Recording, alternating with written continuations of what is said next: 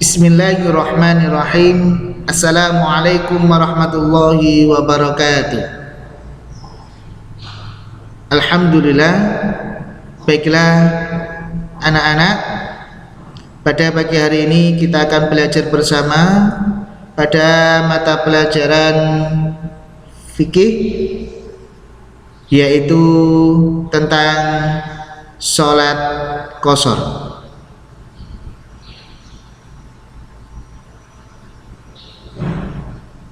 Materi kita yang pertama pengertian sholat qashar, yang kedua landasan hukum sholat qashar, yang ketiga macam-macam sholat qashar, yang keempat tata cara pelaksanaan sholat qashar. Sholat qashar, sholat qashar adalah sholat yang diringkas, yaitu meringkas sholat fardu 4 rakaat menjadi 2 rakaat karena dalam keadaan bepergian pada perjalanan jauh.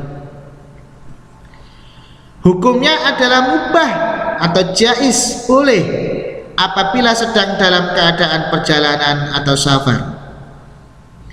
Salat yang boleh diqashar adalah zuhur, asar, dan isya, sedangkan maghrib dan subuh tidak boleh diqashar.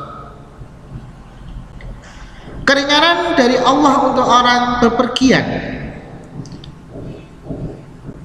ada di surat An-Nisa ayat 101 yang berbunyi Bismillahirrahmanirrahim. Wa idza darabatum fil ardi falaisa 'alaikum junahun an taqsuru minas salati in khiftum ay yaftinakumul ladzina kafaru.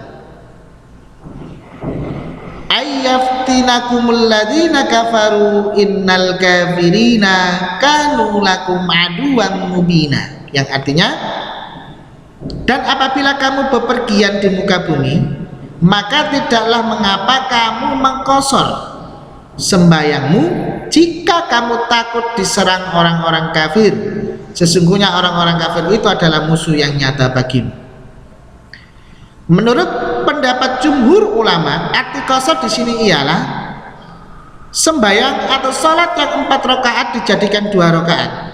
Mengqashar di sini ada kalanya dengan mengurangi jumlah rakaat dari 4 menjadi 2, yaitu di waktu bepergian dalam keadaan aman, dan ada kalanya dengan meringankan rukun-rukun dari yang 2 rakaat itu, yaitu di waktu dalam perjalanan dalam keadaan khauf, dan ada kalanya lagi meringankan rukun-rukun yang 4 rakaat dalam keadaan khauf di waktu hadar. Dasar atau hukum sholat qashar ada di hadis Nabi dari Ya'la bin Umayyah, dia berkata, saya telah berbicara dengan Umar bin Khattab tentang firman Allah yang berbunyi, dan apabila kamu berpergian di muka bumi, maka tidaklah mengapa kamu mengqashar sembayangmu jika kamu takut diserang orang-orang kafir. Sesungguhnya orang-orang kafir itu adalah musuh yang nyata bagimu. Surat An-Nisa 101. Ya'la berkata, bukankah orang-orang sekarang sudah dalam keadaan aman? Umar menjawab, saya juga telah terfikir seperti yang kamu fikirkan. Kemudian saya bertanya kepada Rasulullah Shallallahu Alaihi Wasallam tentang hal tersebut. Kemudian beliau bersabda, itu sholat qashar adalah sebuah sedekah yang diberikan oleh Allah kepada kalian. Oleh karena itu terimalah sedekah Allah tersebut. Hadis riwayat Muslim, Abu Dawud, Tirmidzi, Nasai, dan Ibnu Majah.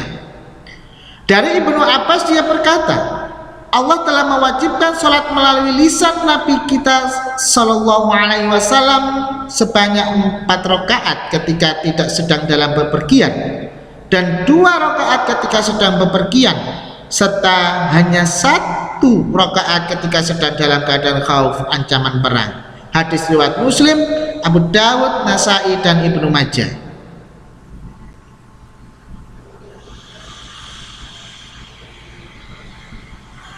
Batas sholat qashar dari Syu'bah, dari Yahya bin Yazid al-Hunay, dia berkata, Saya telah bertanya kepada Anas bin Malik tentang sholat qasar, maka dia pun menjawab, apabila perjalanan Rasulullah SAW telah mencapai jarak 3 mil atau 3 farsah, dalam hal ini Syu'bah purawi ragu, maka beliau akan sholat sebanyak 2 rakaat saja.